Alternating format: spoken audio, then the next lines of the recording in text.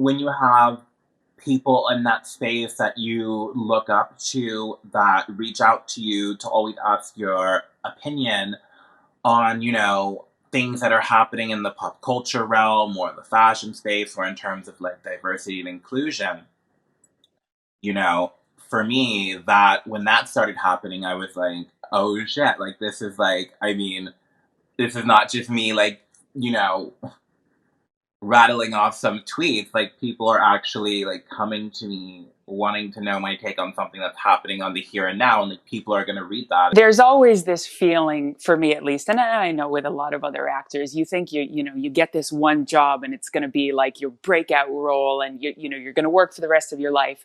But there's always a sense of kind of like each job you get, you get your foot in the door, but like maybe the door closes again for you, right? And like maybe it feels like a false start, although there have always been challenges and feeling like I've got to do more and things aren't happening enough. I've always felt really embraced by that family, and that is a great community to have been embraced by. So that was probably the one job that, and the pilot didn't even end up getting picked up. But it's a lesson that it's not about that; it's about relationships made, and maintaining those relationships, I think.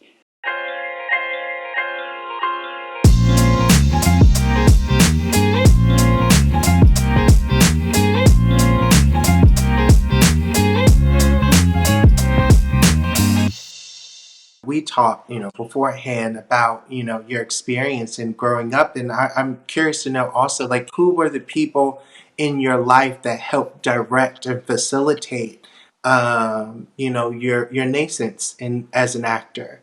Because I do feel that, because all of us come from the Black experience, and I think we can have this kind of dialogue of different experiences on different spectrums. Some of us come from different spaces and places, and we have certain grounded foundations that allow us to continue on in the careers that we have, and using and not taking those foundations for granted. And I don't feel like you have. Like I feel like you took them for for your best advantage to continue on in your life. And I'm curious to know, who are those people in your life that help direct that for you? I mean, truly, every art teacher that ever offered a piece of advice or encouragement, or said like, don't worry, this is going to happen for you. You just have to do the work. Um, was there to listen to me. Theater can be therapy, right? You get really close to your acting family. My grandmother, who loved cinema and exposed me to all sorts of cinema, and would come down to the city and do a triple feature at Lincoln Plaza when it was still there, who exposed me to the arts in that way. But if any one person that really made an impact, and it was probably because I saw a bit of myself in this woman, or wanted to be like this woman when I was older. But I went to Harlem School of the Arts, which is uptown. It's on St. Nick, around 143rd Street. And I had an acting teacher named Avis Brown, who was just the most beautiful, cool, self-possessed, talented woman. She was like no bullshit, but she was full of love and warmth.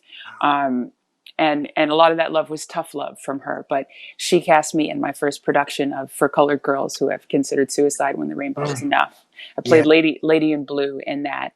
And to be to be under her tutelage, but surrounded by a cast of probably 15 other Black and brown girls who I think I was one of the youngest, but who ranged in age from 12 to 35 or something like that, was really a lesson in like owning myself, coming into myself as an artist, as a woman, at 12. Maybe in the city you grow up a little bit, earlier than other places in the world, but in the city at 12, you're really kind of, you're starting to become really aware of your body and yourself, and how other people perceive you. So that was kind of invaluable experience. She really, really made an impact. That play, I don't want to get Oh, emotional over here, because that play does something to you after you see it. And then of course I know what Tyler Perry did, the rendition of it in the film version, and that was even just as compelling.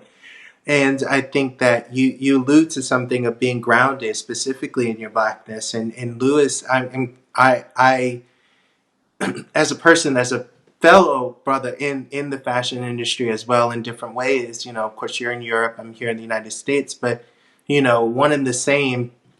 We're both almost one and the same in terms of how we're navigating the industry. Sometimes only being, one of the only Black people in the building. And I want to really kind of go back to that initial story when you were talking about your transition from, Milan and what was going on there. And can you talk a little bit more about what feelings you felt, and talk a little bit more about that sacrifice that you had to make in order to really kind of continue to move in the field and continue to do what you really love and reach people the way you want to?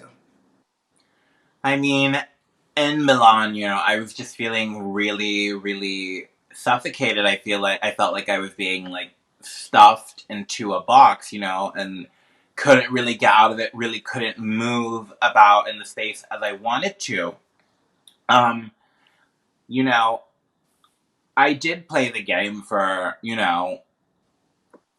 for years, trying not to make wave, trying to be, the funny gay Black guy at the party, that would just like be entertaining. Cause I was doing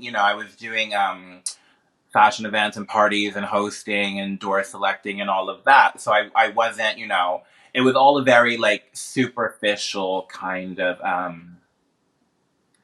work I was doing.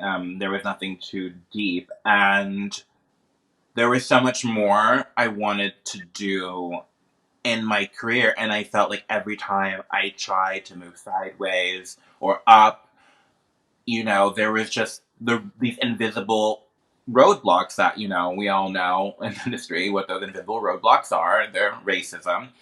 Um, and it just got to a point to where I felt like I started, having these conversations, and they were quiet conversations, and, when people weren't acknowledging that this was a real thing that I was facing, that, my friends of color were facing, my volume started to go up and up and up and up till, I was calling these, brands and companies and specifically people sometimes out of their names on social media because, I felt like I was just screaming into the void, and I just needed like an outlet, and I needed to just, I mean, it was really for me almost like an exit plan at one point. Like, I'm just gonna like say everything that I've wanted to say all of these years, and then you know what? I'm gonna get on a plane back to the States. Goodbye, Milan. Goodbye, Europe. You were really great, or not. and and that was that. But it was really unexpected, the kind of and it didn't come from within the Italian fashion industry. It came from, you know, my peers in the States. It came from, people in other countries that were like supporting and, amplifying what I was saying, and people were, telling me what they were going through as well. And it sort of, I really started to understand that, what, maybe I'm in the wrong place. Like, I am in the right industry, but I am in the wrong place to grow.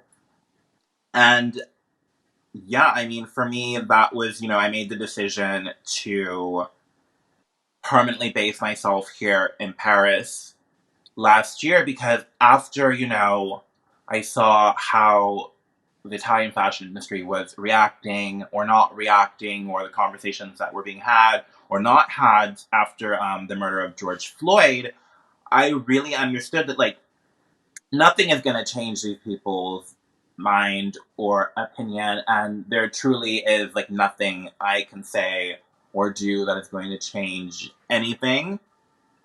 And so I was like, you know what? I said what I need to say. Now I'm going to go. So there is other places I can go where I feel wanted and appreciated, and where people are like willing to like help me and give me a helping hand and give me the space and the platform to do what I want. And it's crazy because I like to say that, in like 1 month in Paris, I did more creative work that I've always wanted to do, then I did almost like 5 years in Milan, you know? Um, Right. And I think that you pointed to something also very important to take away is that you had to change spaces. You knew it was everything kind of culminating all around you between the support that you were getting from outside of Milan and of course what was going on in Milan, that you weren't necessarily, getting what you wanted out and getting the work and being the free creative that you wanted to be. Therefore you moved to Paris. And I think within that, even though it's low hanging fruit, the idea of just shifting your environment it could blossom into something more than what you expect it to be. And I think to in the converse of that, Ilfenesh, were from New York, live in New York, everything. And did you feel like you had to make any shifts, in your career in terms of location or where you wanted to be, or any kind of abstract shifts that you had to make in order to strategize the next step as you were growing from role to role? I mean, when I started out, kind of TV production in New York City wasn't at the place that it is now, right? I don't know how many countless productions there are at any one time in the city, but you can't walk down the street without seeing, all sorts of production vans and set signs and stuff like that. But, there have been times where I've contemplated going out to LA. Would I be better off there? Would I be able to make, better connections there in terms of networking things? Is there more opportunity there? But I just, nothing really has been handed to me. So when I started out, I was really broke. I was living with my parents. Thank God for that. Um, deep respect for people who move here with a suitcase and a dream, because it is a very difficult city to be in when you're trying to make your way in any industry, but the arts in particular. So starting out, I really wasn't in a position to pack up and leave. Like, how am I actually going to support myself? So while I had restaurant jobs here, I lived at home with mom and dad till I was 30 years old. So I could really focus on the auditions I was getting, because the work audition life is really rigorous and tough. You get a 10-page scene that you need to have memorized so you can be in an audition room the next morning. And if you're working 7 nights a week at a restaurant, it's really hard to do your best work. So, I'm really blessed to have had that base here and the safety net kind of here. And I do, you look back and I think I'm super happy with where my career is now. If I'd moved out to LA, 10 years ago, would I have, more work under my belt? It's not a matter of better, but more. And I silence that, because you can't think about what could have been, what would have been. You just have to be where you're at and work to where you want to go. So yeah, always questions about, if I take myself out of this environment, what would the end result be? But New York has been really good to me. So here I am, and I'm kind of feeling like if work takes me elsewhere, then great. It's nice to be on location, but I don't feel like I have to uproot my life to find work, which is really lucky. Right. And I think flexibility is always, the part of being a creative that's almost sometimes hard, because sometimes you don't want to move and sometimes we have to, or sometimes wherever we're at is great. And to your point, you thrived in this place, making that decision and being convicted in that decision. It's something I moved to New York to go to school and start my career here. And it was, like you said, it's a challenge. It's not easy. It's very it's very hyper stylized on television and media. Moving to New York and feeling, oh my gosh, the sense of energy. It's a lot of hell that you have to go through in order to kind of get to the place that you really desire to be, or even a morsel to where you desire to be. And to that point, rounding out, today I really want to ask, what's your measure of success, Ilfenesh? Now that you have, obtained so much thus far, and you have so much, so obviously so much to go down the line. What's your current measure of success? You know, because I feel like because my career has seemed really linear to me. Of course, there have been setbacks that people don't know about if you're not close to me. Um, but I went to LaGuardia High School for theater, Mm. and then I minored in theater, and then I went to grad school for theater, and then I got an agent and a manager and started booking guest star roles and series regular roles. So it seemed like one step has led to another. So that's obviously a very clear measure of success, right? Um, doing cause and effect, doing one thing that leads to another. But maybe the less talked about measure is watching the people in my industry that I really respect and look up to go from movie stars and television actors and icons to from that to being friends and collaborators. And that's one of the coolest things about seeing the hard work pay off is being able to be surrounded by people that you really do love and respect and can learn from. Right. And to you, Lewis, I pose the same question. What's your measure of success now that have, grown so much in the recent few years, particularly personally as well? What do you feel that is? I mean, I would have to give the same answer as Ilfenesh. For me, people that I have looked up to, since the beginning of my career that I get to work with and collaborate with and call, my friends now. And in terms of, I everything that I get to do for the first time, everything that I would have never dreamed I would ever be doing, is a success for me, Like just last night I was hanging out with Al Baz, and like if you had told me that, like, 5 years ago, I would be like, but like, it's really surreal, and like getting to talk to these people and really like learn about their, like, what we're doing now, like learning about their processes, um and getting advice from them, these like veterans. It's so surreal, it's, what for me, just everything that's happening right now is a success right now. I'm like incredibly happy, and I'm also really, really happy to be getting projects that are like challenging me as well. So yeah. That's beautiful. And so, what's next? What's next, Lewis, for you? I know you did the Levi collaboration. What's next on your plate that you can tell the world? um I mean,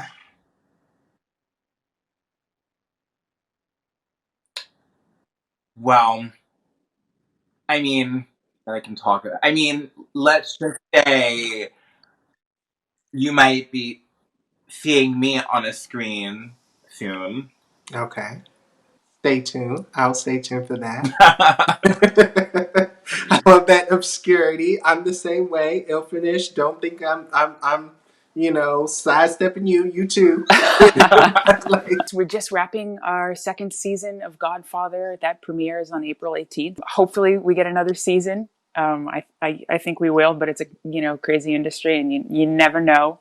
You never know. And just sending out the auditions in the meantime. Everything is done from home these days, which is nice and annoying. But looking at every audition opportunity as a potential next project. So that's where I'm at these days. see, I love that gem that you slid in there. Every opportunity is there, and act and take every audition as an opportunity. I my expression. I say this to anyone who asks. I say yes to everything and no to nothing. Because you don't know what the possibilities could amount to. So I want to thank both of you, Ilfinish and Lewis, for joining me today. Thank you all out there for staying tuned for all of this fun, and hopefully there's something in here in our conversation today that you can take with you on your journey as you continue to be the best creative that you can be. So thank you so much. My name is Darnell-Jamal, and I'll see you next time. thank you so much for joining us on this episode. If you have a question that you want to ask our guests in upcoming episodes, we welcome you to ask them down in the comments below or visit the Lions Management Instagram page and my own Instagram page to respond to regular open calls for questions through our Instagram stories, or you can just drop them in our DMs. Links are in the description. Remember, The New Rules is a series with tangible conversations constructed by you. Yes, you. Join in the conversation and help me build these talks the way they should be, where you learn what you deserve. Can't wait to see your questions, and see you next time.